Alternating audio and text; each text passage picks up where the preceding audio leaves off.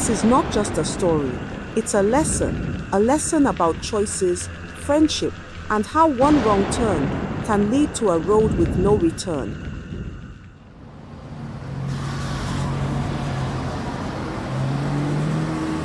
Once upon a time, in the bustling city of Lagos, there lived a young woman named Joy.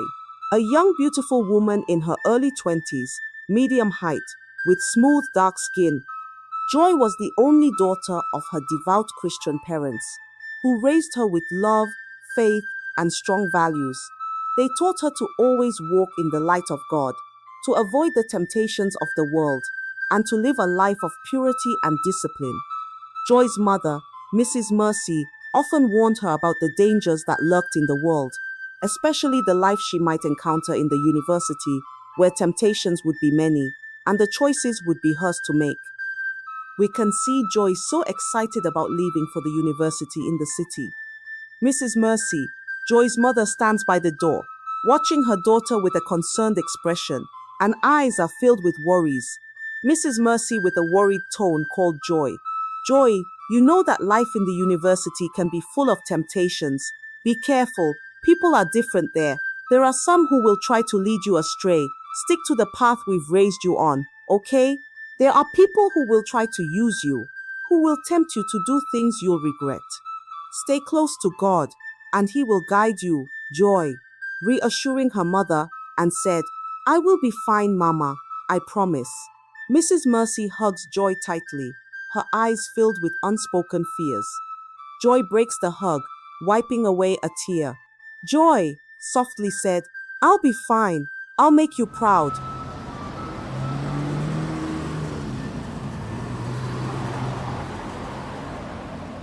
Joy arrives at the university.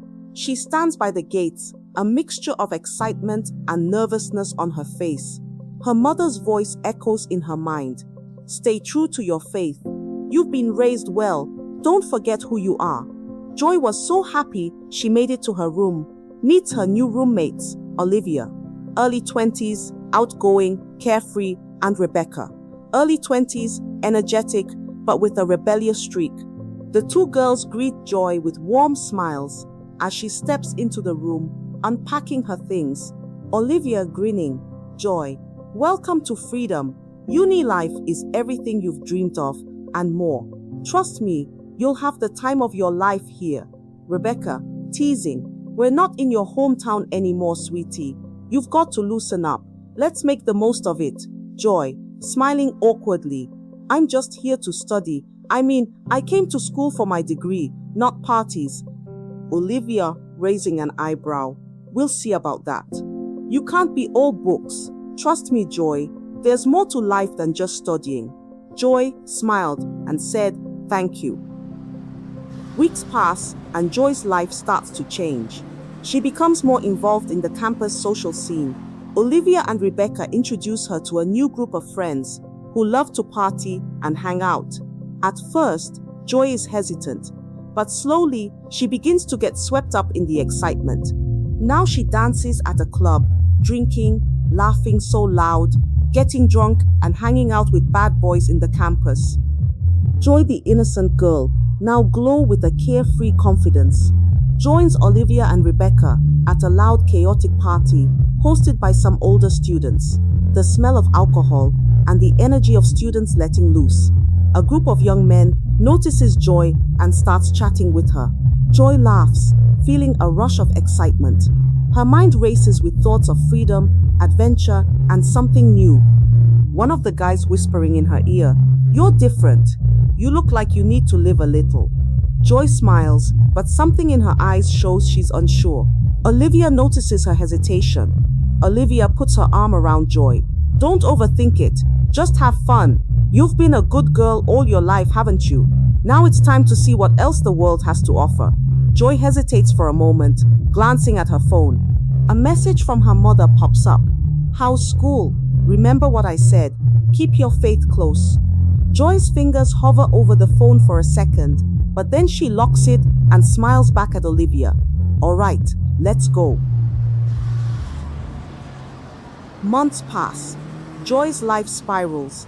The parties become more frequent, the men more dangerous. She's lost in a world of fleeting pleasure and excitement. Joy came back from a party, disheveled and drunk, her face tired and hollow. She throws her things onto her bed as Olivia and Rebecca watch her in concern. Rebecca screams, "Seriously, Joy, you need to slow down. This isn't you, you've changed. What happened to the girl who used to talk about faith?" Olivia said to Joy, "We've all been partying and enjoying life, but Joy, I don't think you're happy anymore. You're running away from something." Joy shrugging, defensive. "It's my life. I'm just having fun. I'm not hurting anyone." Olivia and Rebecca looked worried, glancing at Joy.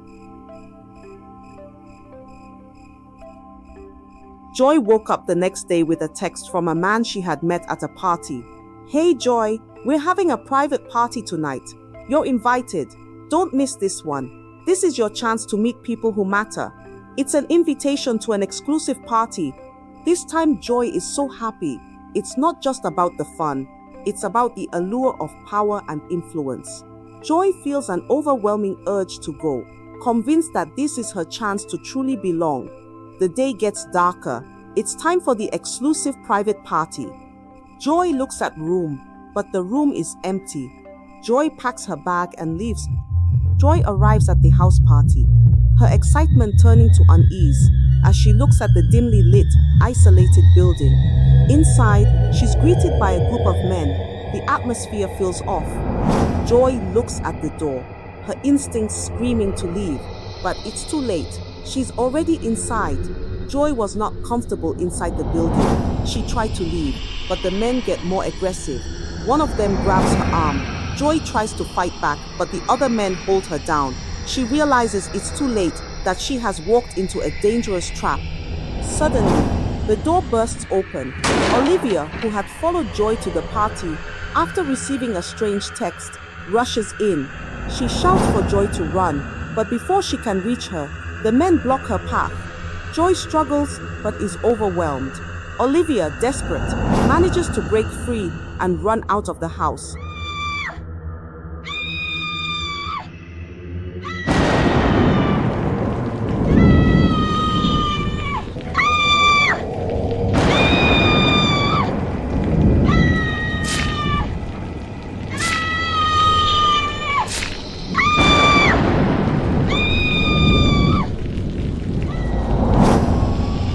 Olivia ran straight to the police station.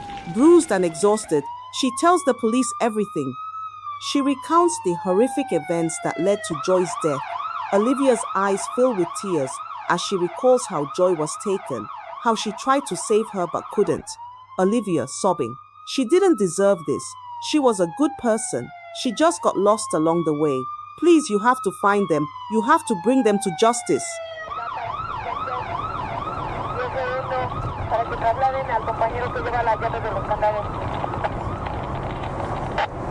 Days passed. The police found Joy dead at the roadside. She has been brutally killed and parts of her body had been cut off. Mrs. Mercy, softly broken. I warned her to stay on the right path." Olivia, crying, standing apart from the family, watching from a distance. She knows the truth. Joy was lost, but she wasn't beyond saving.